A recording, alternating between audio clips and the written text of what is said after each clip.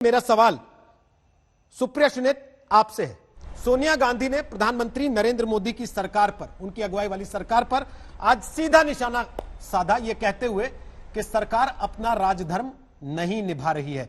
क्या आपको लगता है कि जो मध्य प्रदेश में हुआ वो सोनिया गांधी के हमले की धार को कमजोर करता है, कम करता है?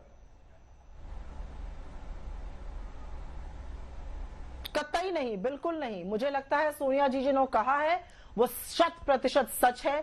यह सच है कि मोदी सरकार अपना राजधर्म भूल चुकी है। यह सच है कि मोदी सरकार को न गरीबों की फिक्र है, न महिलाओं की सुरक्षा की बात करते हैं, न किसानों के हित की बात करते हैं। वो अमीरों की बात करते हैं और बार बार ऐसे कानून बनाते हैं जिससे कि हमारे समाज का जो सबसे वंचित और शोषित तबका है उस पर सबसे बड़ा प्रहार होता है। उन्होंने क्या गलत कहा? उन्होंने बिल्कुल सही कहा है। और जहां तक मध्य प्रदेश की बात है, कल एआईसीसी की ब्रीफिंग में अभिषेक मनु सिंघवी जी ने जो वीडियो दिखाए, जो आप लोगों के साथ शेयर भी किए गए, उसमें पूरी तरह से साफ है कि भाजपा कैसे विधायकों को 20-20, 50-50 करोड़ रुपयों में खरीदती है और लोकतंत्र का हनन करती है। और शिवराज सिंह चौहान जी से मुझे यह कहना है कि मामा जी, अगर आपको वाकई महिलाओं के सम्मान की चिंता है, और ये घड़ियाली आंसू जयचंदों के लिए मत बहाइए, और इसलिए मत बहाइए क्योंकि अगर आपको वाकई चिंता है तो उत्तर प्रदेश की घटना पर बोलिए।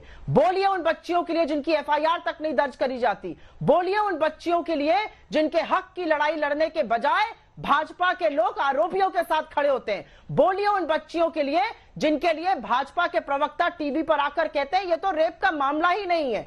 उन लोगों के लिए बोलिए। और अगर आप नहीं बोल सकते हैं तो महिलाओं के सम्मान में घड़ियाली आंसू बहाना और झूठ बोलना तुरंत बंद करिए, क्योंकि ये महिलाओं का सम्मान नहीं, आप अपमान कर रहे हैं। संबित पात्रा, जवाब दीजिए।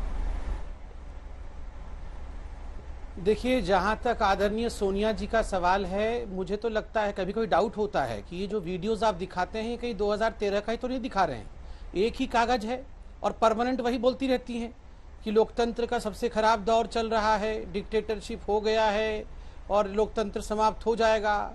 जब से 2013 से मोदी जी को कैंडिडेट बनाया गया है तभी से लोकतंत्र का इनके हिसाब से खराब दौर चल रहा है। वो एक ही कागज है, वो जो किताब का रैक रखा हुआ उसके पीछे वो कागज पड़ा रहता है, उसी को निकाल के रोज पढ़ती रहती हैं। और दूसरी बात है, अभी कहा सोनिया जी, लोकतंत्र का सबसे कठिन दौर से गुजर रहा है भारतवर्ष। ये राहुल गांधी का नाम लोकतंत्र कब से हो गया? सबसे ज्यादा खराब अगर किसी की कैरियर अभी गुजर रही है तो वो राहुल गांधी जी का कैरियर गुजर रहा है। इसमें हम कुछ नहीं कर सकते हैं। तो ये लोकतंत्र खराब दौर से गुजर रहा है। किसने कहा? आपके कल नेता जाके पाकिस्तान में कंप्लेंट कर रहे थे, कि देखो हिंदुस्तान में मुसलमानों के साथ कट्टरता की जाती है, ज्यादती की जाती है। हिंदुस्तान की सरकार नॉर्थ ईस्ट के लोगों के साथ ज्यादती करती है। पाकिस्तान ने तो कोविड अच्छे से मैनेज किया, इंडिया कोविड मैनेजमेंट में फेल हो गई। ये जाके लाहौर में भाषण हो रहा था कांग्रेस पार्टी का। और कैसा लोकतंत्र चाहिए? मतलब क्या गला काटेंगे क्या हमारा? अब कैसा लोकतंत्र चाहिए? जाके इंडिया में बैठ करके वर्चुअल रैली करके पाकिस्तान में इंडिया को गाली दे रहे हैं, मोदी जी के खिलाफ बोल रहे हैं और बोल रहे हैं लोकतंत्र का सबसे खराब दौर चल रहा है। मतलब कैसा लोकतंत्र चाहिए? क्या चुनाव लड़ना है वहां जाके? मैं तो कहता हूं जाके चुनाव लड़िए। आपको अगर इतना ज्यादा लोकतंत्र चाहिए वहां जाइए।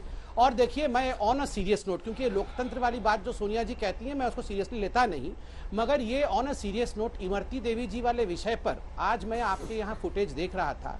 एक शेड्यूल कास्ट महिला रो के, पहले आप बयान चलाइए, ये हंसते हुए कमलनाथ क्या बोल रहे हैं कि ये इमरती देवी को तो आप मुझसे ज्यादा जानते हैं, ये क्या आइटम है।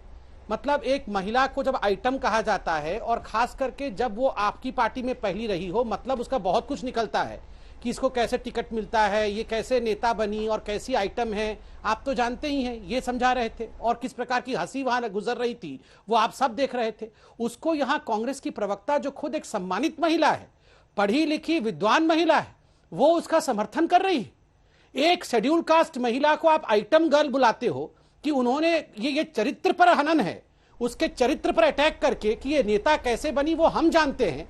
इतना बोलने के बाद आपको और यहां उसको डिफेंड भी करना पड़ रहा है।